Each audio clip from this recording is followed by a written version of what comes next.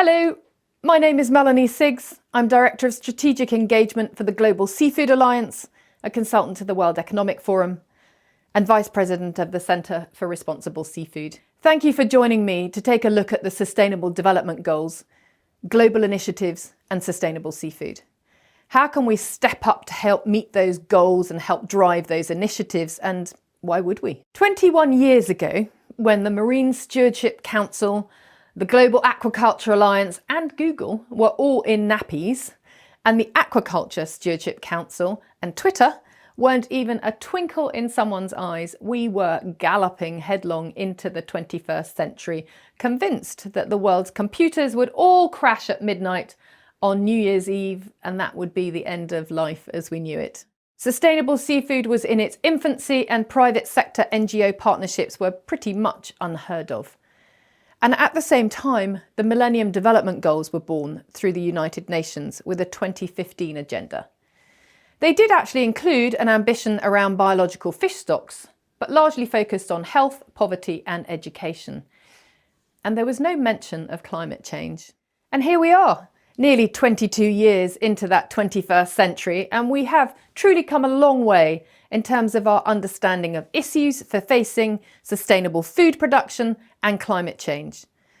Our collective work in sustainable seafood has leapt forward in terms of our understanding, our partnerships, awareness and action, even if we are sometimes frustrated at the speed of change or the seemingly illogical barriers, such as harmful subsidies or illegal and destructive fishing, and a lack of step change and investment to accelerate sustainable seafood. In part, it's due to its lack of identity as a critical food system. From the Millennium Development Goals, the UN went on to develop the arguably broader and more ambitious Sustainable Development Goals, and the 2030 Agenda was born.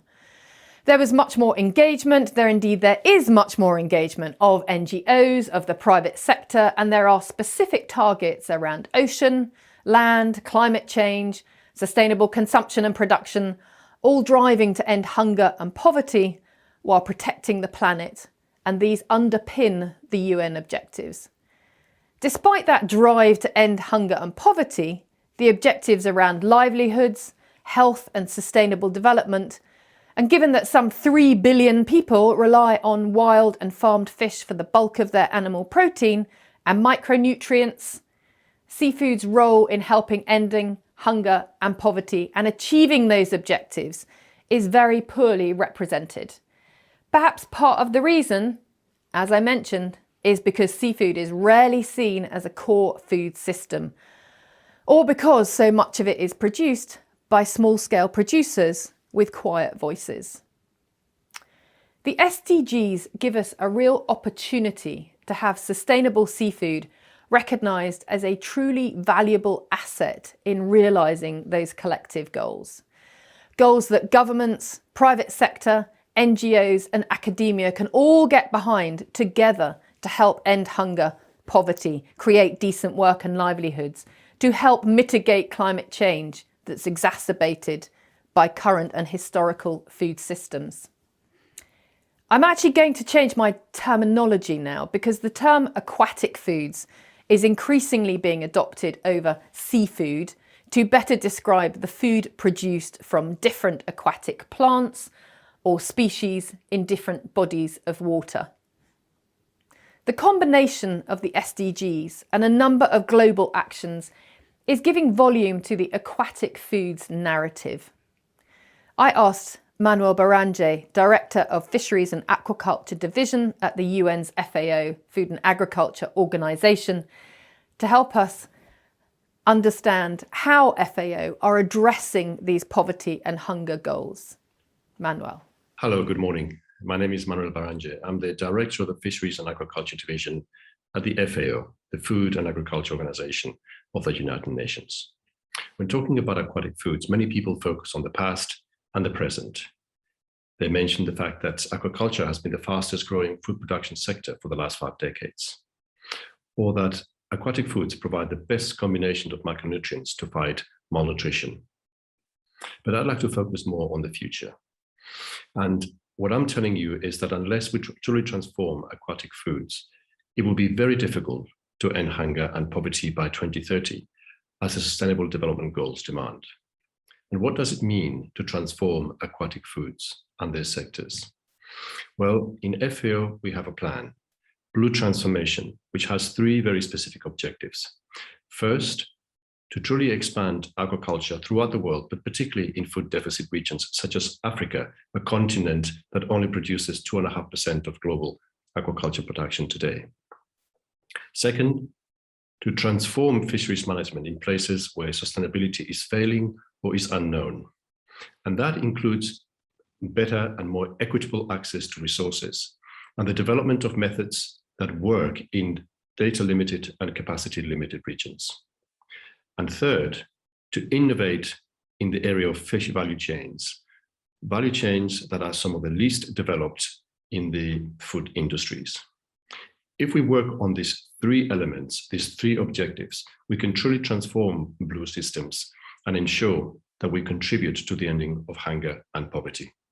If successful, blue transformation will increase our per capita consumption of fish by the middle of the century by more than 25%. That will make a difference, and we hope it does. Rally behind blue transformation and work with FAO to achieve its goals. Thank you. I hope you heard there Manuel's invitation to join FAO in their work. Hold that thought. Increased awareness of the urgent need to protect our ocean for the health of our entire planet, as well as the need to mitigate the impacts of our food systems, has led to a greater understanding of how sustainable aquatic foods can truly contribute to success of the SDGs. SDGs that aspire to create decent livelihoods, gender equity, address climate change, enable sustainable consumption, and so much more. And it's not just because we want it to or because we believe in aquatic foods, but for sound science-driven reasons. Aquatic foods have an incredible flexibility that's not enjoyed by many other food systems. So there is, if you like, something to suit everyone, all regions, different bodies of water, whether farmed in freshwater, whether fed or unfed, whether managed in restorative multi-trophic systems, whether offshore, nearshore, or even onshore enclosed systems. Or if those species are wild caught but managed in sustainable ways where data is invested in because of its critical importance, it is understood and acted upon, where stocks and the people who depend upon them are healthy, where fishing methods are kind and adaptive, where fishing agreements benefit people and the ocean, where subsidies are repurposed for good. And let's not forget the flexibility of the products and foods stemming from these aquatic foods. Flexibility that should aim for greater efficiency through different products, and by products ensuring that all nutrients are captured and used. We actually have the science and technology to enable much of this, but not necessarily the investment and the systems. We can all adopt the framework of the SDGs into our work, whether as NGOs, private sector, as policymaker or academics. They give us a common reference point to drive towards. But there are other global initiatives that we can support as well. By ensuring that we raise our heads well above our parapets, we can work with purpose on many, many levels. The United Nations General Assembly has declared 2022 the International Year of Artisanal Fisheries and Aquaculture, known as IAFA. IAFA aims to raise awareness on the role of small-scale fisheries and aquaculture, to strengthen science policy interaction, to empower stakeholders to take action, to build new and strengthen existing partnerships. IAFA will take concrete action towards achieving the Sustainable Development Goals as we enter the last decade of action to achieve that 2030 agenda.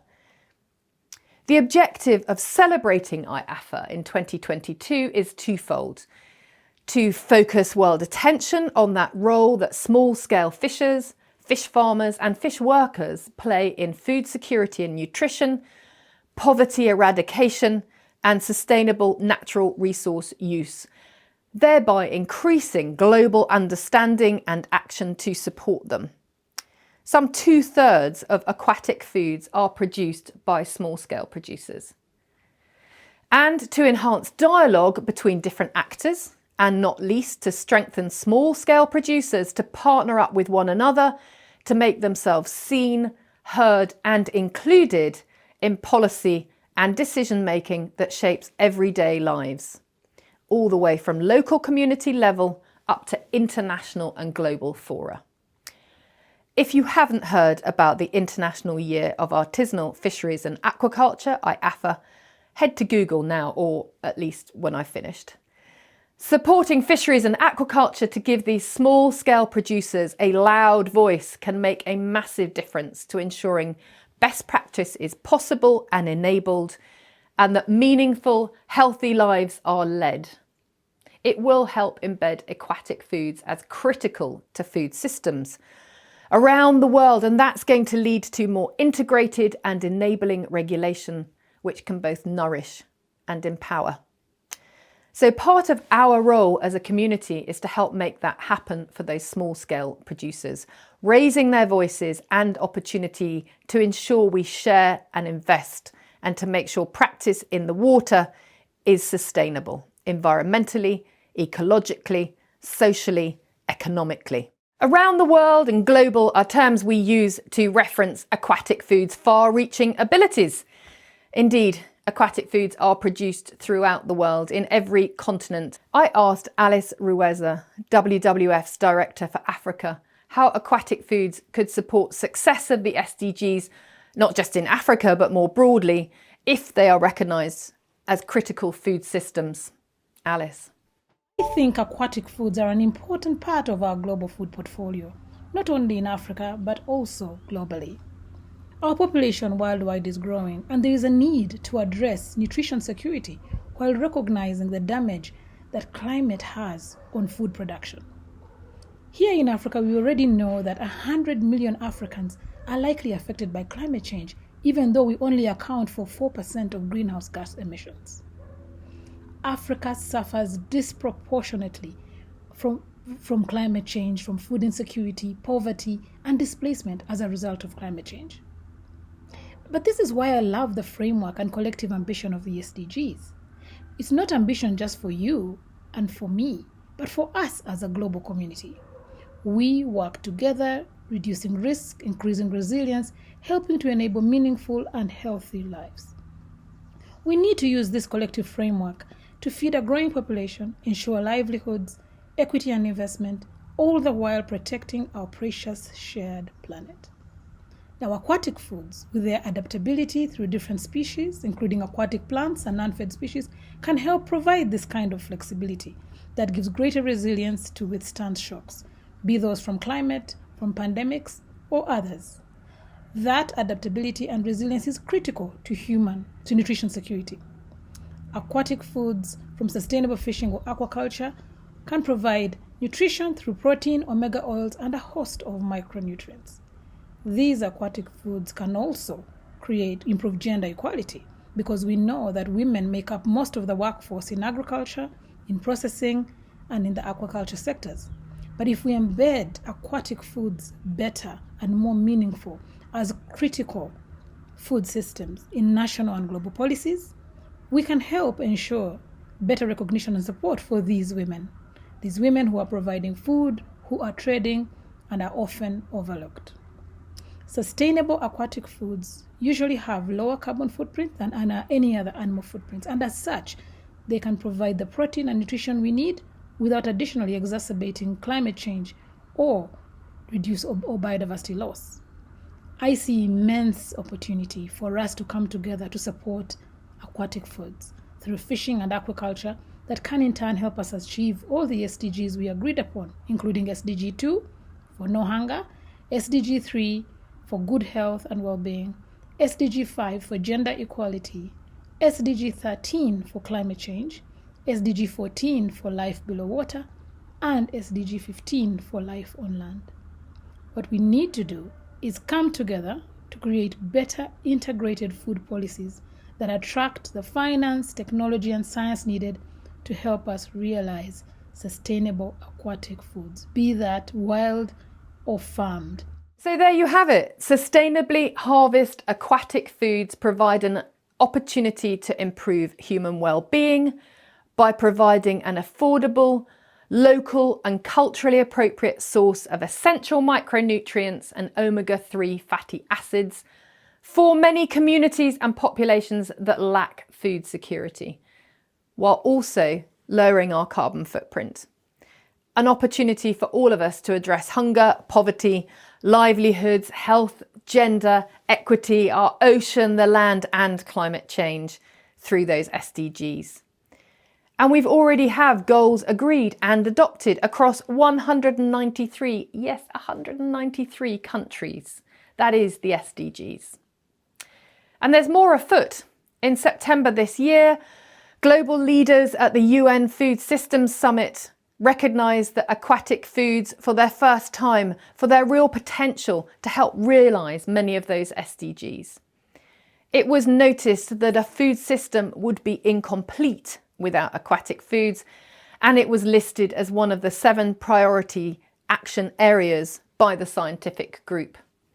But we must continue to ensure that aquatic foods take up their place at the global and national dialogues on food systems, now that their many benefits are being better understood at all levels. Studies like the Blue Food Assessment, which synthesises scientific papers and outlines their implications for food systems, will share recommendations we can all share too.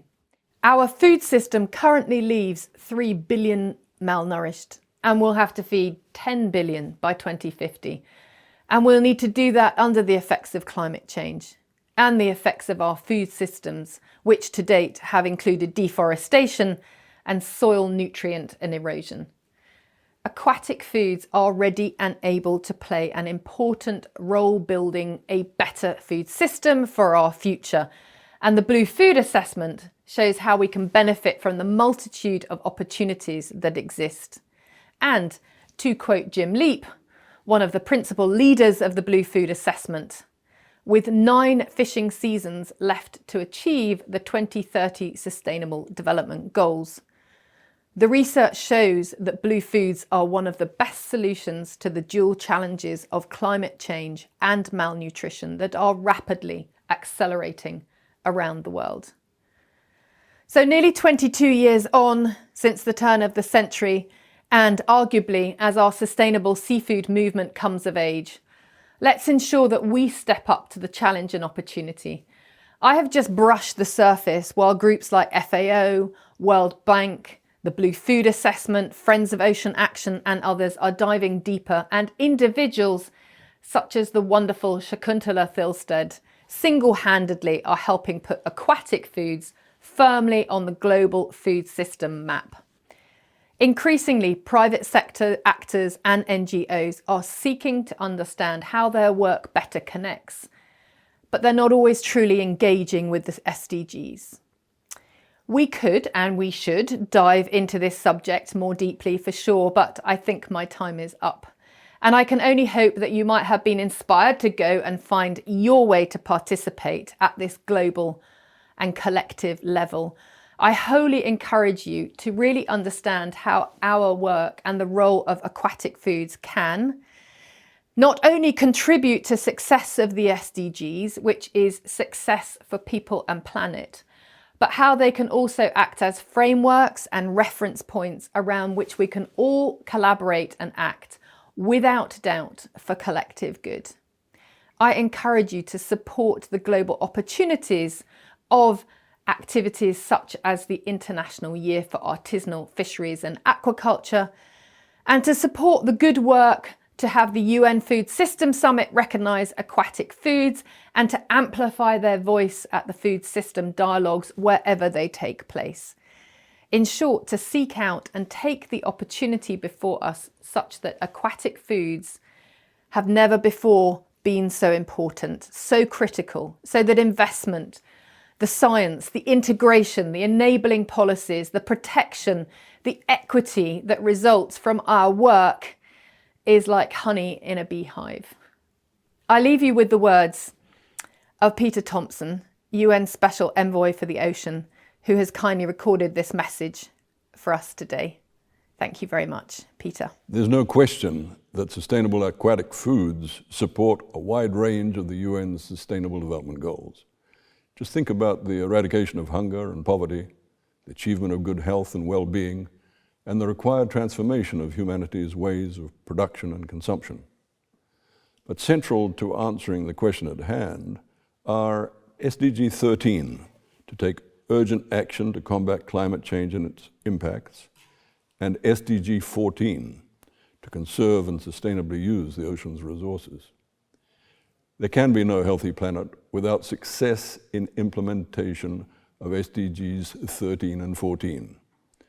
And you may have heard my mantra, no healthy planet without a healthy ocean, and the latter's health is measurably in decline. Reversing that decline is one of the great challenges confronting humanity. And of course, the pathway to success lies in a drastic curbing of the anthropogenic greenhouse gas emissions that are the chief cause of the aforesaid decline. Sustainable aquatic foods are a flexible and highly nutritious source of sustenance that has one of the lowest carbon footprints of animal proteins. To be classed as sustainable, whether wild caught or farmed, aquatic foods must support a healthy ocean, lakes, and rivers. We must strive to ensure aquatic foods are appropriately caught and produced, to ensure efficient and ethical feed, encouraging non-fed farm seafood, for example, and to eradicate illegal fishing and ecologically harmful fishing practices. Produced ethically and sustainably, aquatic foods help ensure a healthy ocean, healthy lakes and rivers, and healthy, nourished people. Our collective challenge is to ensure that this is what we actually do now and over the coming decade, ending harmful fisheries subsidies, ending overfishing, ending social injustice, adhering strictly to the source-to-sea ethos, and putting in place enablers for a healthy hydrological cycle. By so doing, we also help mitigate climate change through lower impact food systems and by ensuring the ocean is able to play its natural role of providing the planet's life support systems.